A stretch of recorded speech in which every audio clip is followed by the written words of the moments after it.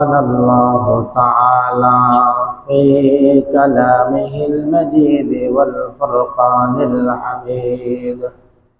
فأعوذ بالله من الشيطان الرجيم. بسم الله الرحمن الرحيم. أقم الصلاة طرفي النهار وزلفا من الليل إن الحسنات يذهبن السيئات ذلك ذكرى للذاكرين. وقال النبي صلى الله عليه وسلم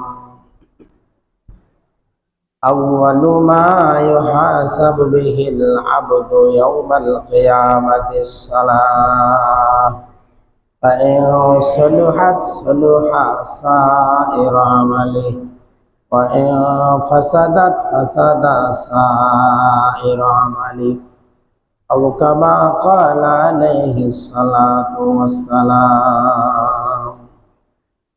الحمد لله আল্লাহ পাকের শুকরিয়া যে মেহেরবান আল্লাহ জাল্লা শাহু আমাদেরকে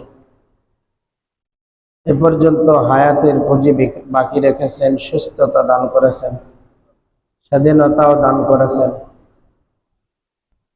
পবিত্র জুমার দিন দুনিয়ার শত ঝামেলা শত ব্যস্ততা উপেক্ষা করে